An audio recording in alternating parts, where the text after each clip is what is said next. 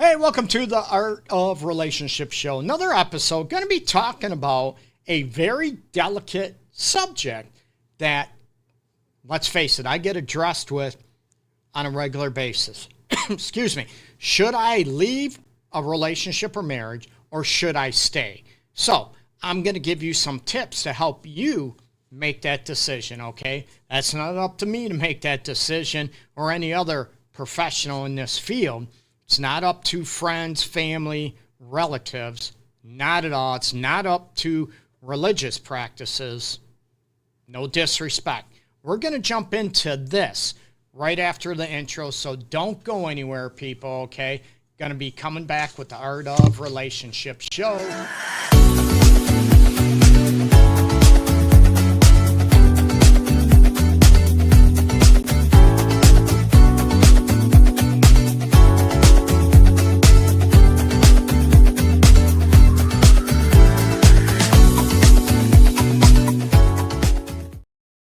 And we're back live with the Art of Relationship Show. I want to thank everybody for tuning in, and you can listen to the show or view it, if you will, live every Wednesday, 12 noon Eastern time. And I'm always looking for feedback if people would prefer just the mic, 8 p.m. time slot on Wednesday versus 12 noon. So throw your DMs out there. Let me know, what time preference, or maybe it doesn't matter, okay? I do a live Q&A, which today is going to be about. Every episode's a live Q&A, and I mention it doesn't have to deal with the topic at hand or the subject I talk about, okay? It's like every episode's a potpourri, free-for-all, if you will, even though I might, discuss a certain topic of interest. Excuse me. So, for those people who don't know, I mention this every episode, okay? So hopefully you're not bored with it. I'm your host, Greg Dudzinski. I'm a fully licensed professional counselor here in the state of Michigan, here in Detroit, and a relationship and sex specialist for over 22 and a half years now, as I trip over my tongue as usual. And a lot of people don't know I have a lot of grief, a lot of trauma, experience, sexual trauma, physical, mental, emotional, all that trauma. And no, people, not everything out there is trauma. And there's a lot of people out there that think everything's trauma. It is not, okay? You might have a hangnail. Oh, I was traumatized. No, let's be real. There's a difference between being traumatized and, having a negative experience. Big difference, okay? So, going to get into it. Like I mentioned, throw your questions, throw your comments down below, people. You can ask me anything relating to dating, relating to, relationships, marriage, intimacy, whatever I can do to help you have a happier, more fulfilling relationship, marriage, dating life, or your own individual life for those single out there, okay? It was funny. I ran into a grocery store this morning, and a lady, I don't want to judge her age, okay? She'll middle age, we'll say that. And she saw I had my jacket on. It says, basically what I do. And she asked, "Oh, you know what? I'm single. Do you do anything? Help people find love, dating, or speed dating events?" I said, "You know what? Thinking about that, it's been a few years since I've done that, and I've been asked a lot by single clients, by people I know, to have that event. So pay attention. I might have that type of event, plus other events, seminars and stuff here in Detroit coming up. So pay attention, okay? Check out my website, all that information. Follow me at LoveGuruGreg and my website, theartofrelationships.org. So, enough about me. Now, more importantly, it's about you and helping you out there make those tough decisions and be able to look at, how do you decide if you should stay or leave a relationship or marriage, okay? And it's not easy, not at all. And it's more difficult when you have kids, okay? Let's be honest. A lot of people will look at, and I ask couples, all the time, hey, you know what makes you stay together? Not that you shouldn't or whatever. Now, if it's severe, if someone's getting beat, getting totally disrespected, abused, we're going to have a different conversation. Now I'm going to look at what do you do to get to safety, and then we can go from there, okay? Again, not my decision to make. However, I'm going to be a lot more assertive, a lot more aggressive when someone's life is in danger, okay? So, and going back to, I ask people, hey, you know what? What keeps you together? And they always bring up the kids. And I'll ask, you know what? Do you want your kids to have the same type of relationship or marriage that you two have now? Okay? And a lot of times, oh, hell no, Greg, hell no. Then what can we do to change it, to make it healthier, make it happier, more fulfilling for each one of you? Again, it's not easy. I tell people all the time it's not easy at all. But when people bring up, oh, we're together for the kids, I'm looking at for the welfare of the kids too, because it's not healthy for them to be in an unhealthy, maybe abusive, toxic situation. Or some people, they don't talk. They don't argue at all, but they don't talk. There's no engagement. There's no love between them. That's not healthy for the kids to see or observe or live with either. And a lot of people will look at, right, oh, don't do this. Make sure you're not in a relationship like we are. It's not what you say, people. It's what you're showing, okay? So some tips to talk about, should you stay or should you go in, leave a relationship, okay, or a marriage? And I get everybody looks at, I'm a reality person, okay? I'm a realist. So I look at, we talked about kids. Some people, I don't have the money to leave. Finances, right? Oh, what would my friends think? What would my family think? What would, I'm religious. I'm not, people, and I'm very open about that. I'm not religious at all, but I respect people's beliefs, absolutely. And I get it. It's when people are indoctrinated into a certain belief, it's not easy to be able to, break free from that and look at getting to a healthier, happier spot. So I understand that and I respect that, okay? So you have all this societal pressure, right, to, oh, you should stay, you need to stay, death do us part. And I ask people, you know what, do you also take a vow to be miserable, to be unhealthy? I don't understand. I respect, I get it to a point, but taking a vow to be miserable, to be in an unhealthy situation, number one, that's not fair to you, not fair to your partner, and it's not fair to your kids to be able to witness that. And again, I tell people it's not a right or wrong. It's not, it's difficult, right? So this is where I want people to understand and get to a point where it's healthier and happier to make that decision possible, okay? And this is where I want people to be able to understand what is happening to help them legitimately make that decision for them. And I actually, many, many years ago, I typed up something to help with this decision-making process, okay? So I'm going to read some of these, okay? And again, these are based on chronic situations, right? These are based on chronic considerations, okay? This does not mean, some of this stuff happened. I'm not happy in a relationship one time and I should get a divorce or break up or leave. That's not what I'm saying. No, we're talking about chronic aspects. If it happens over and over again, you receive help, maybe me or somebody else, professionally, and to be able to look at the situation, be able to say, what is happening, what is going on when it is a lot more times than it's not. So when I say it's a chronic or it's a consistent negative experience for you in a relationship, then this is where you have to look at what is happening. Hey, Christy, I appreciate you tuning in.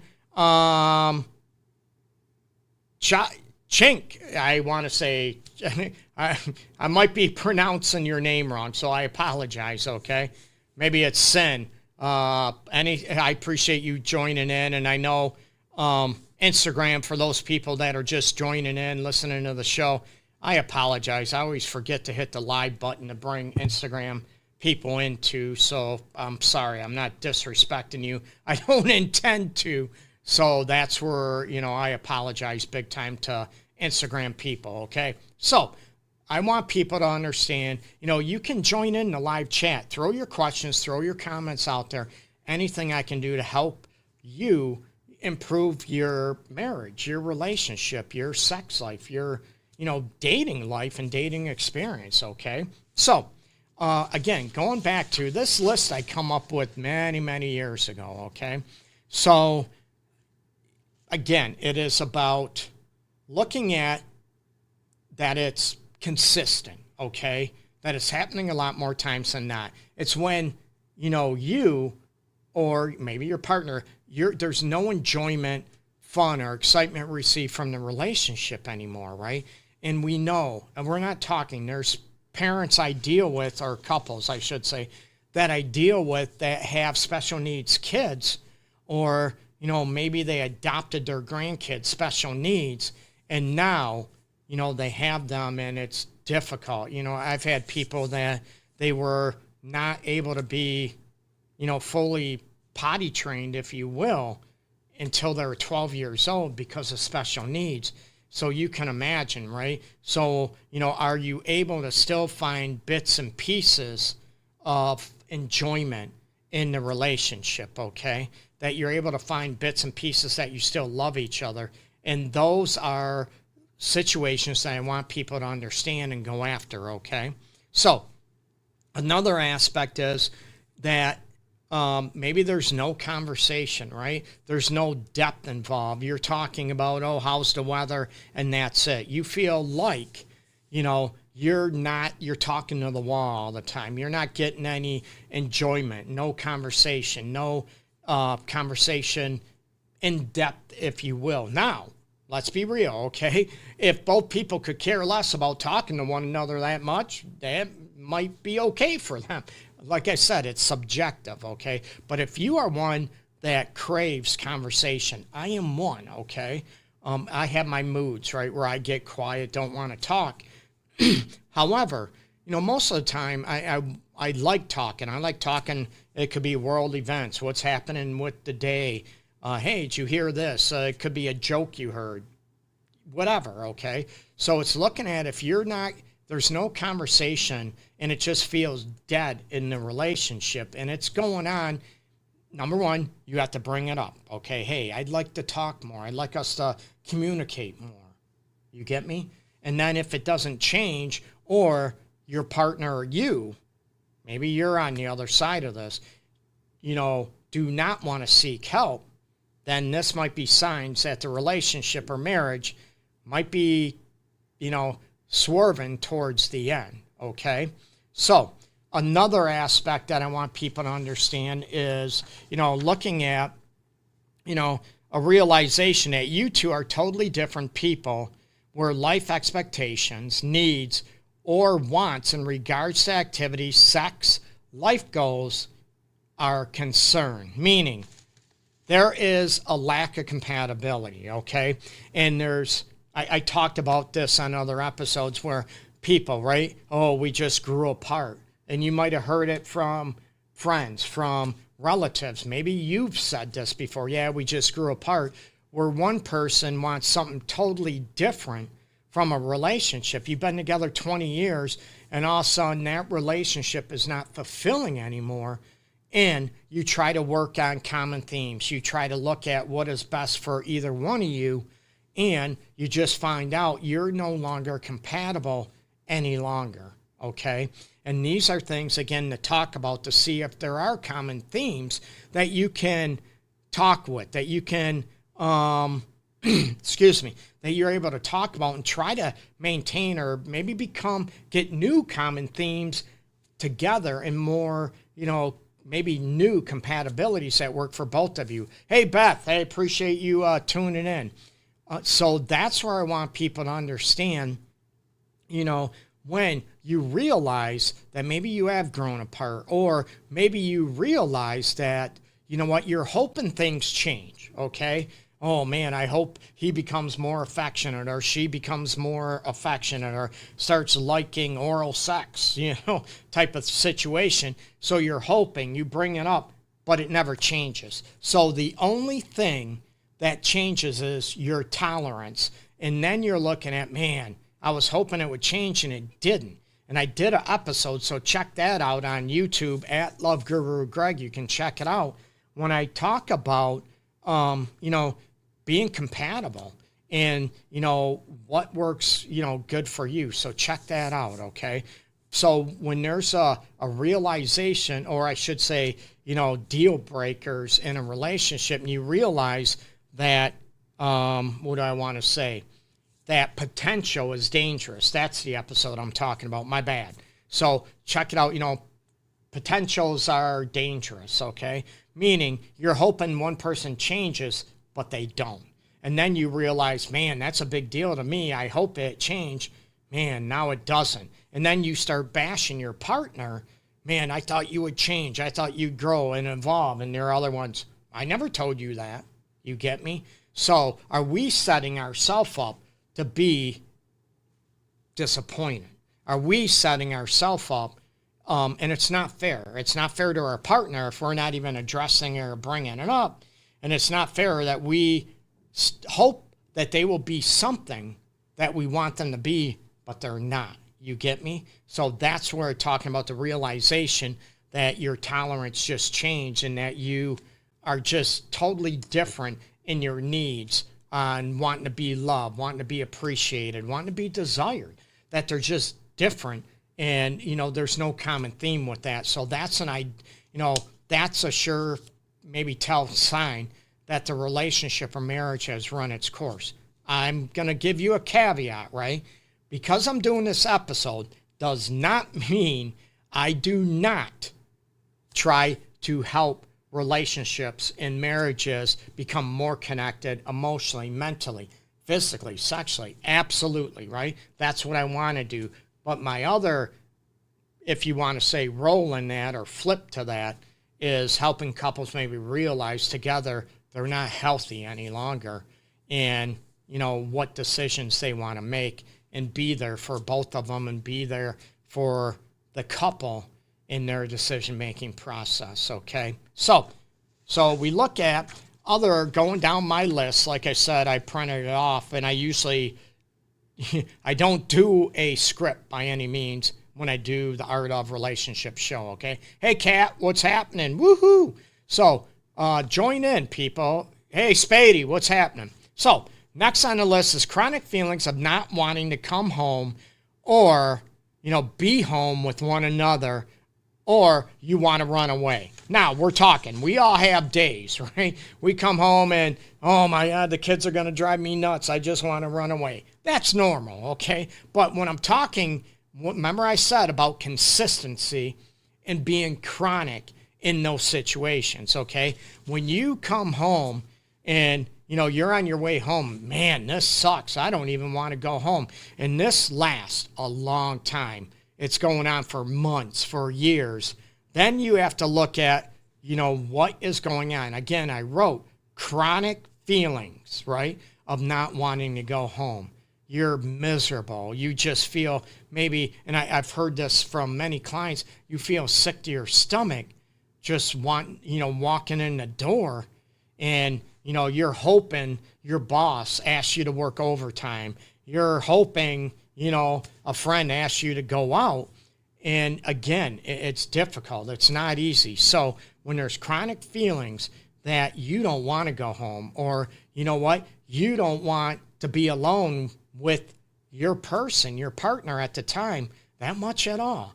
Or, your partner, do you mind if I go out with, friends or meet up with my sister, my brother? Oh, no, go. You're like, you can't wait till they get out of the house. Then that's another sign that, the relationship definitely is not healthy, or the marriage is not healthy, and you need to seek help or maybe make a decision to end that relationship or marriage, unfortunately. Okay, not missing each other when absence. And this is one thing I have on it's a true and false I give to couples, okay? that you miss each other after, you've been apart for a while. And I'm not talking for an hour, 8 hours, day at work. You might miss each other. I'm talking, more than a day, 2 days, a couple days. People travel for work. They're gone for a week, couple days, whatever. Oh, I miss you. I miss you. But when you start not missing one another, almost like the same aspect about, that you're not looking forward to seeing them. You don't want to see them. You are looking, oh man, I don't want to go home. Okay. So mom of 5 boys. Oh my, is that true? Mom of 5 B's. I don't know if that's boys or holy crap. You got your hands full. If it is mom of 5 boys, I give you props for real, because that can't be easy. So those are the situations, people, where I look at, man, I don't even want to go home. I don't even miss these people anymore, okay? So, again, people, throw your comments down below. And, again, it doesn't have to deal with the subject at hand. Anything related to helping your marriage, relationship, sex life, your dating experiences, ways I can help you promote self-love and self-respect as well, okay? So that's where I want people to be able to look at what is happening in those situations, okay? So not missing each other. Go down my list, okay? More energy is drained in a relationship than it's giving. And I talk about this real quick. A lot of people I look at, what are you getting out of the relationship or marriage, right? And it's not in a selfish way. It's in a self-love, a self-respect way. It is looking at, we're all in a relationship, and I talked about this maybe, I don't know, last episode or a couple episodes ago. We are all in a relationship because we're getting something out of it. Feeling loved, feeling desired, feeling respected. Some people are only in it for financial reasons, to be taken care of. You get me?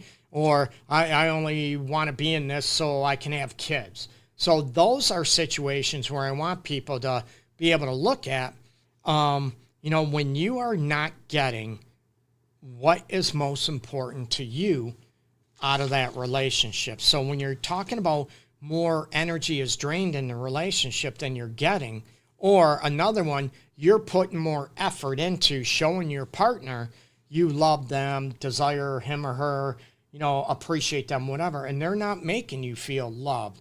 They're not making you feel even appreciated. They might be, talking about chronically or consistently belittling you, degrading you, making you feel, unworthy, that you're just there, you're in the way. And that's part of, it's going to drain you emotionally, mentally, and physically in the relationship. So that's going to be another sign when you are, spending a lot more energy in the relationship and you are exhausted and you're not getting any fulfillment out of it. And again, this is going on for a long time. This is going on even after talking about it, addressing this issue. Remember, speaking from the hurt, the pain, hey, I would love us to improve in this area. I'd love to feel loved. I'd love to feel more appreciated by you. This is how you can do it. After that's done and said, and your partner, maybe you don't want to seek any professional help, then you're looking at, man, this run its course, okay? So that's what that represents, okay? Laughing, joking, playing together is no longer present or is forced, and I put like pulling teeth, right? Unless you want to get your teeth pulled. Most of us don't, right? Maybe it's BDSM type of thing, teeth pulling, right? But you're looking at when, you're not able to joke with each other. And there's some people that are very serious. That's who they are. Their sense of humor might be lacking, but they're okay with that. Again, this is when it's important to you that you're not playful. You're not tickling each other. You're not maybe grabbing each other's booties or, being able to enjoy an event together, that you go to a comedy club, you go to a casino, whatever your thing is. You're able to, you're not able to enjoy each other anymore. And again, you feel like you're constantly forcing that other person. You're trying to make that other person. And again, this is part of the last one. I said your energy is drained, it's zapped, because you're not getting any fulfillment out of that relationship or marriage, okay? So, and this one is probably an obvious one, but I'll go more in depth with it, okay, people? This is when sexual desire has diminished vastly or has become non-existent, though your sexual desire is still there, not just for your person, which means that you still have that desire, right? That energy that, you get horny, if you will, but your partner is not. Now, we have to look at, and this goes into, I talked about this on separate episodes, it's vast, okay? We can look at, is it a relationship issue emotionally, mentally, maybe physically, sexually as well, that something's changed, not going on, you're not feeling connected, and that's what created the drastic reduction in sexual desire between both of you, okay? So, but also, this is where we're looking at, are you able to talk about it?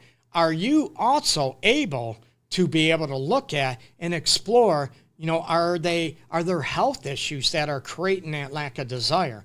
Hormone issues. I did a post and talk about menopause a couple weeks ago, women going through it.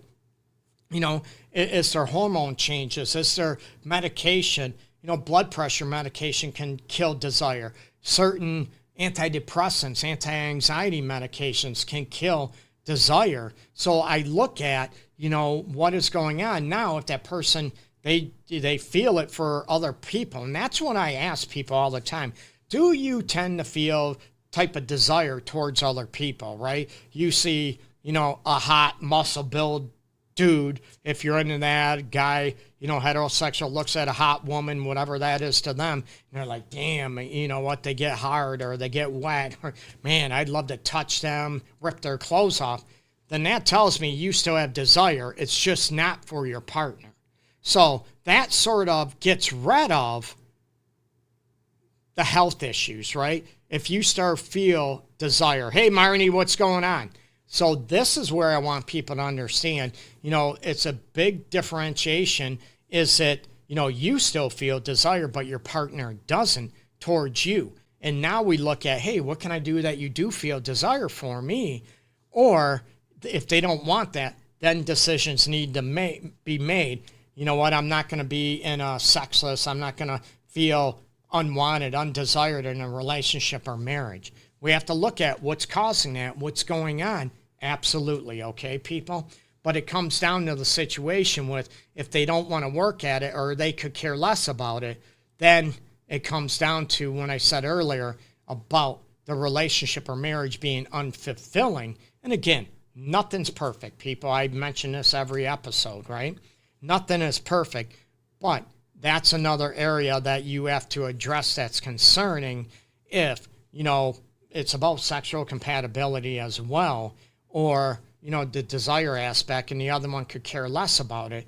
And like I said, with health issues or, pain, pelvic floor issues, pain issues, especially, women that have been, like I said, going through menopause, a thinning of the vaginal lining, it can be painful for a lot of women.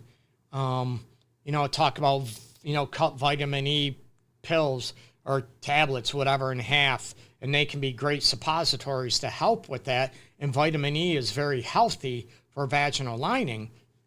I'm not getting off on a task, but I look at, does that person want to create more desire? Do they want to feel that desire?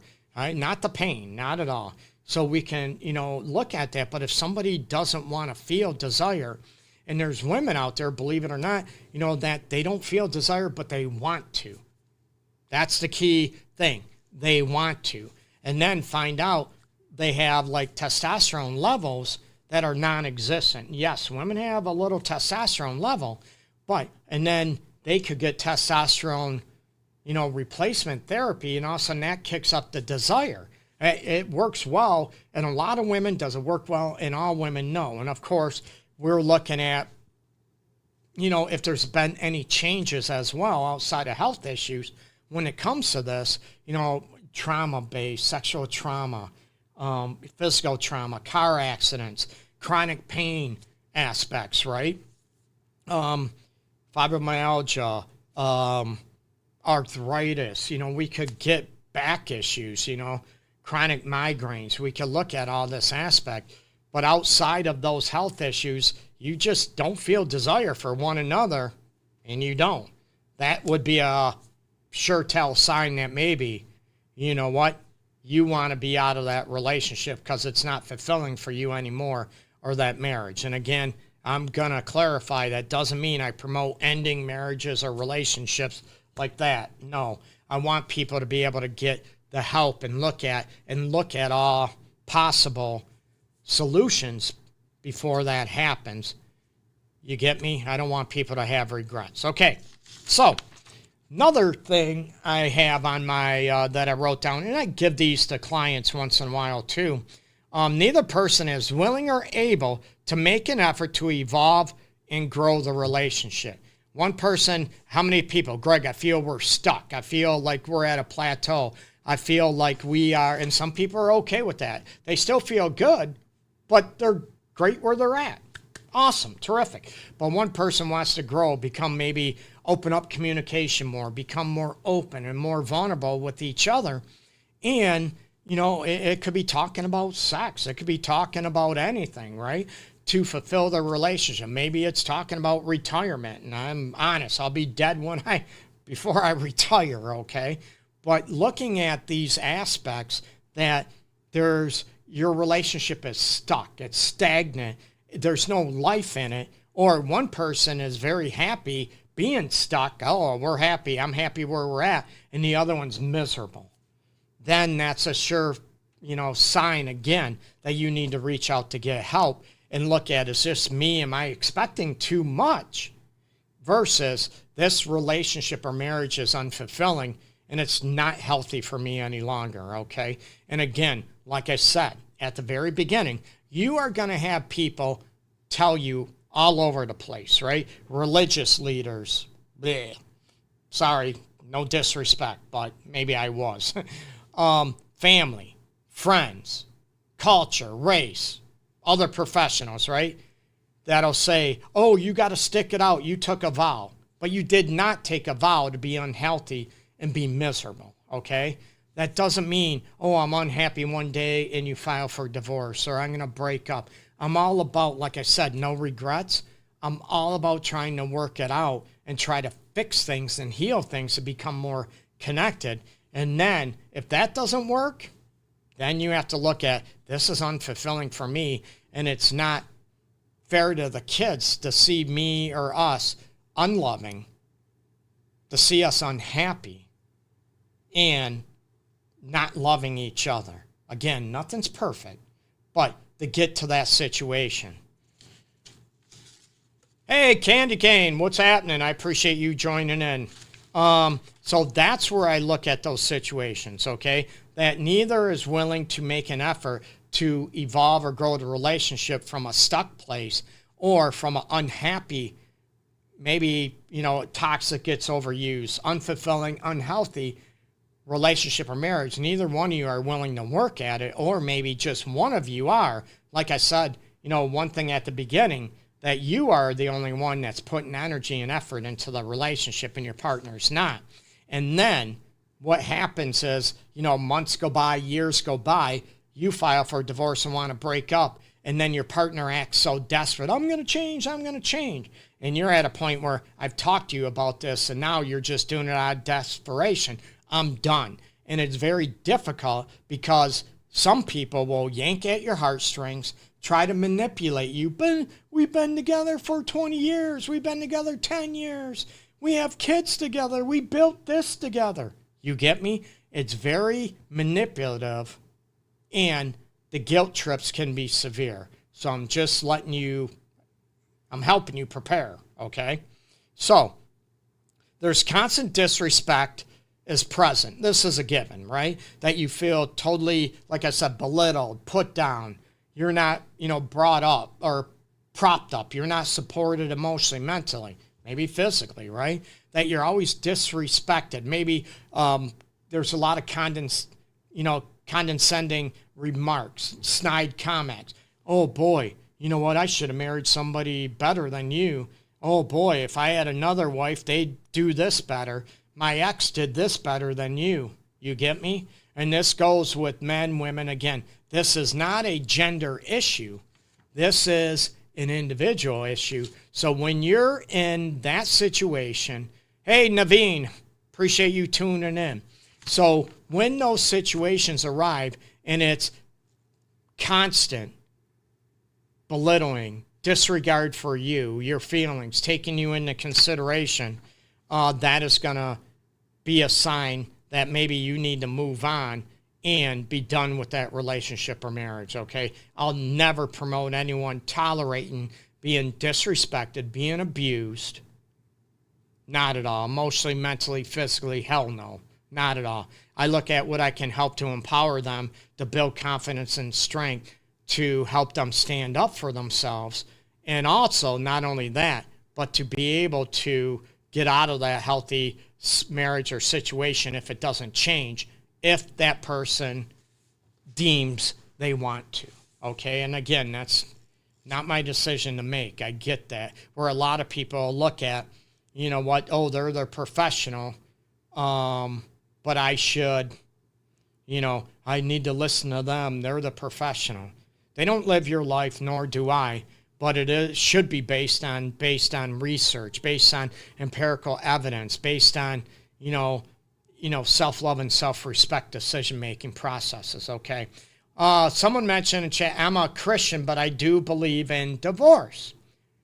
Good for you. Like I said, I'm all about respecting people's beliefs in those situations, but I'm not going to be, there's some religious leaders, zealots, that no matter what, you stay together. And I think that's more misogynistic, more patriarchal. But there are women, I'm going to be honest, that'll guilt trip their husband into staying in a marriage. But we believe in God. We're Christian. We're Muslim. We don't do this. And the guilt trip and manipulation.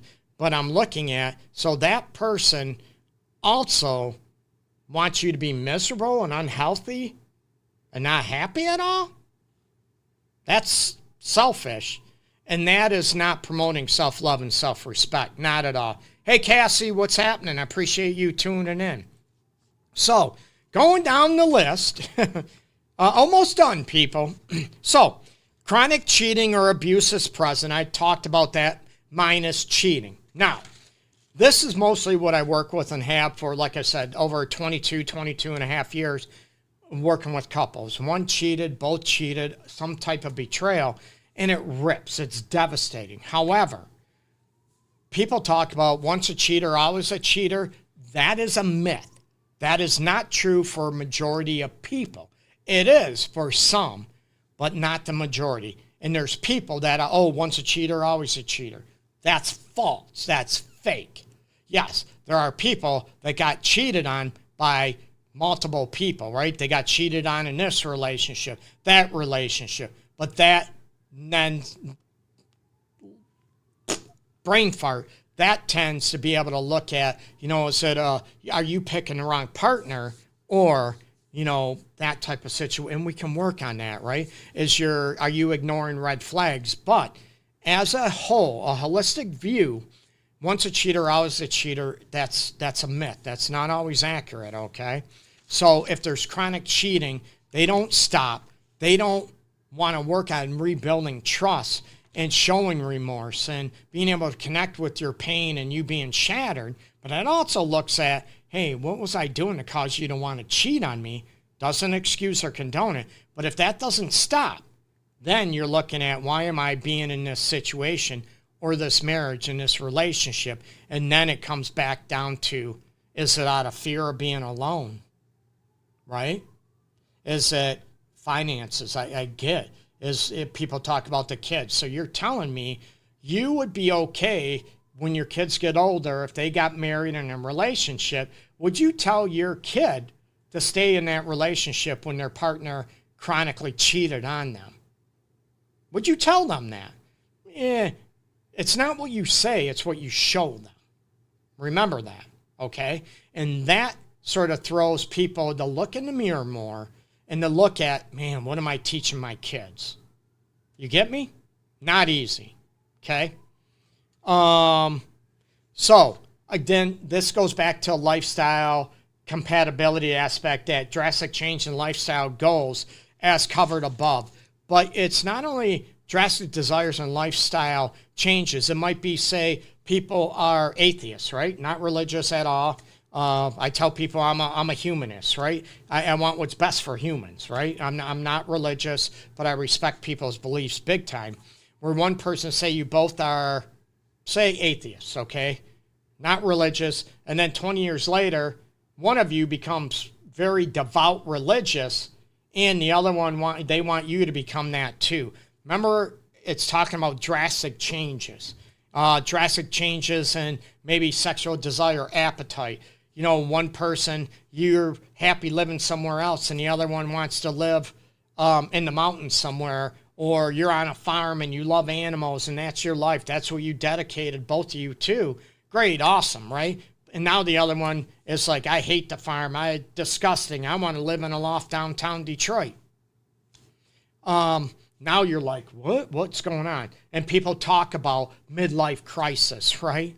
Or is it, and that's where I look at, is it part of a midlife crisis? Or it's one person that was living their life for somebody else for too long, and the tolerance ended. And they're trying to grasp at some sort of fulfillment, happiness, and that's when I look at, and everyone talks about midlife crisis for men, for women, and I look at, is it just because they've donated their life to somebody else and that relationship was unfulfilling? Or, you know, a lot of people dedicate all their time, all their energy, efforts towards their kid, and now the kids are out of the house and their partner wants a divorce. We've been together this long. We raised kids. Yeah, but I never felt loved by you. I never felt desired by you.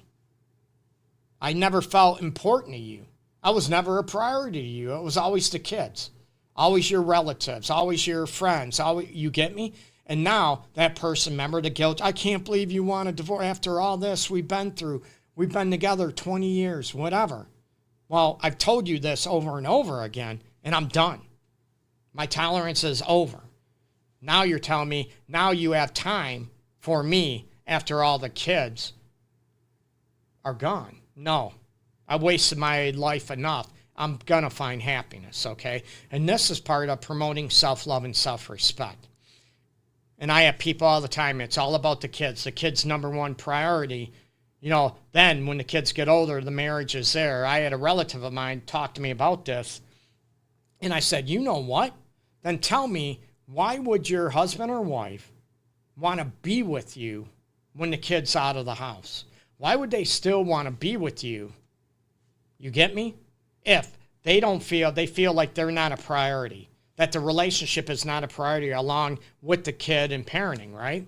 If they don't feel that way, but you still want them to live that way and stay with you long term, that's selfish, okay?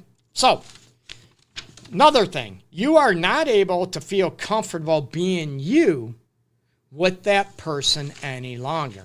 And this is part of lifestyle changes, right? Maybe, you know, you love joke and playfulness, whatever, or you're affectionate, and you both were affectionate, and then your partner is no longer affectionate, nor do they want to be. Oh, I'm not affectionate anymore. I don't want to be.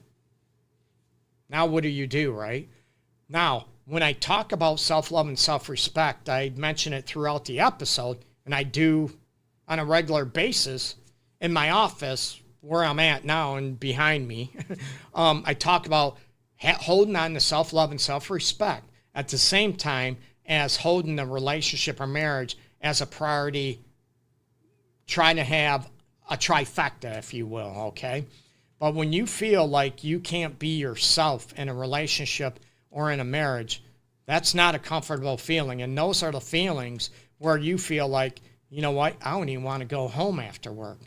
I don't even want to spend time with that person any longer. My wife, my boyfriend, girlfriend, husband. You get me? I don't even want to spend any time with them at all. Man, I don't even feel like I can be me and be accepted for me anymore. That's unhealthy. And that's where you have to look at maybe getting individual counseling help from a professional, relationship counseling, marriage counseling, from someone that knows what the hell they're talking about or doing, that don't just work with, oh, I work with couples, but I work with 20 other things, but I don't specialize in any of them, right? So you have to be very, very careful who you seek out that for help, people, okay? But do that. Any questions, DM me, private message me. I'm always looking for topics to discuss on, my posts, social media posts, episodes of the Art of Relationship show. Make sure you check me out. YouTube, you can check out all the videos a lot easier at LoveGuruGreg on YouTube, Facebook, Instagram, Clapper, TikTok, you name it, all over the place at LoveGuruGreg. Check out my website as well, theartofrelationships.org. I do have self-help courses out there, healing after an affair, reigniting your relationship, and a premarital course. Absolutely. So, and they're reasonable. They're cheap. So check them out, theartofrelationships.org. And I appreciate you taking your time, people, to reach out, to watch the show. And I hope I can help just one. Everyone says help just one person. That would be great. Awesome. I want to help a lot of people. Okay. Maybe I'm selfish, but check out those things. And everybody be safe. Promote peace and love out there. Okay, people? Everybody take care very much.